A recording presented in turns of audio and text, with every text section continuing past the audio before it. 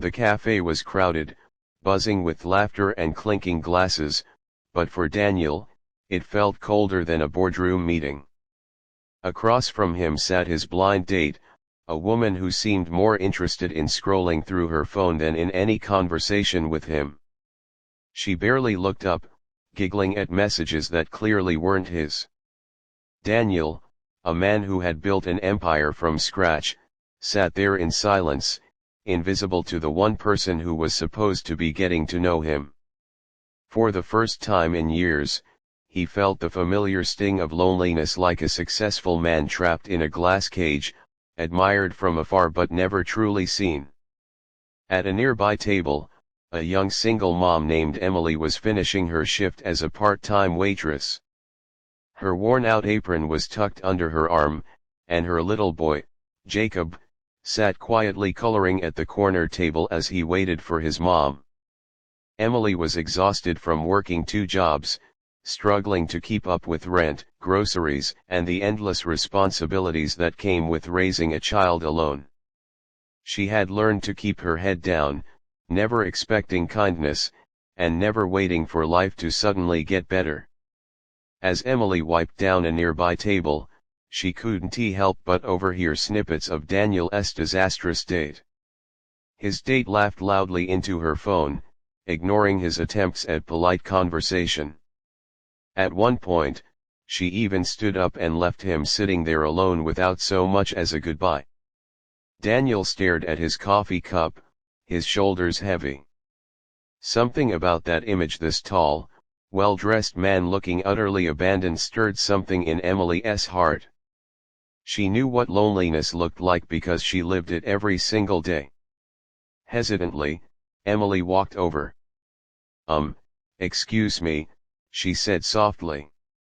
"I couldn't help but notice. Are you okay? Do you need someone to walk you out?" She instantly regretted asking, worried she had overstepped. But Daniel looked up at her, his eyes weary yet surprised, as if no one had ever cared enough to ask before.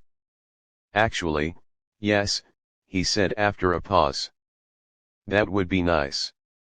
So, she did. She picked up her son's hand and together they walked Daniel out of the cafe.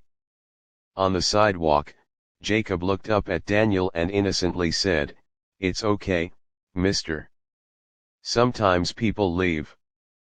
But mommy always tells me that means better people are coming." Daniel froze. The words pierced deeper than he could have imagined.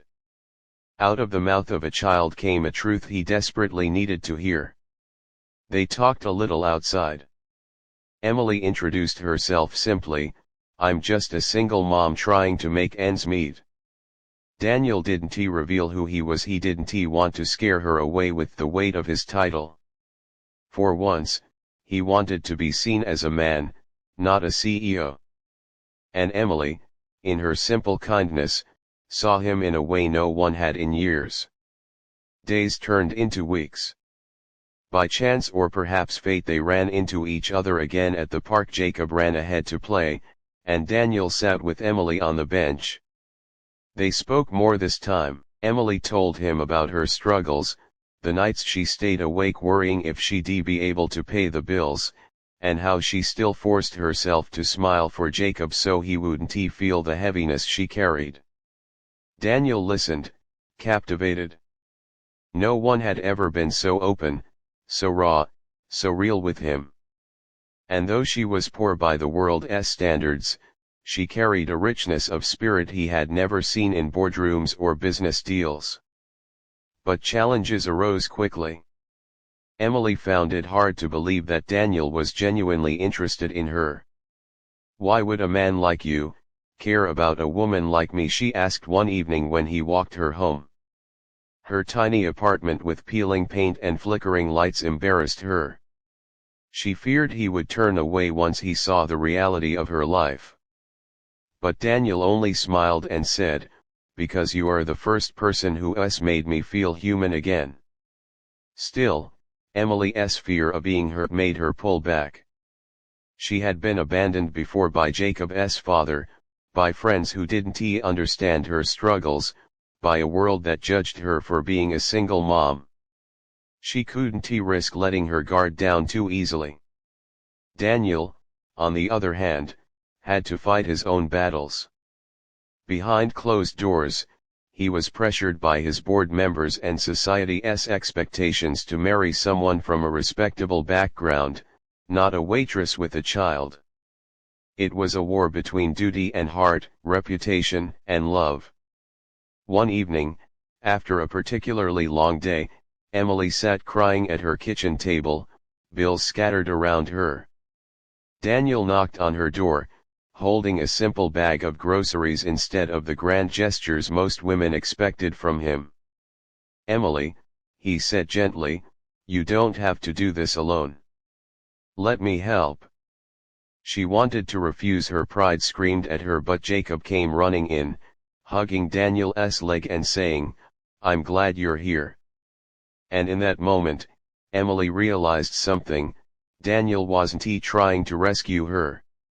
He was choosing to walk beside her.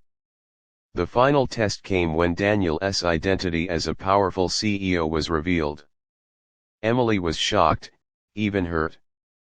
"So all this time, you were hiding who you really are?" she asked, her voice trembling. He reached for her hand, his eyes desperate. "I wasn't hiding. I just wanted you to see me, not the title, not the money, just me." It took time, but slowly, Emily's walls came down. She saw his loneliness mirrored her own, and his heart was as fragile as hers. Together, they built something unexpected and unlikely: love between a poor single mom and a lonely CEO.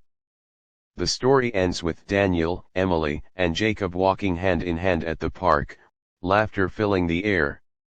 It wasn't wealth or status that defined their happiness, but the courage to love despite the scars of their past. And the message was clear: sometimes the person who walks you out of your lowest moments is the one who walks into your life to stay.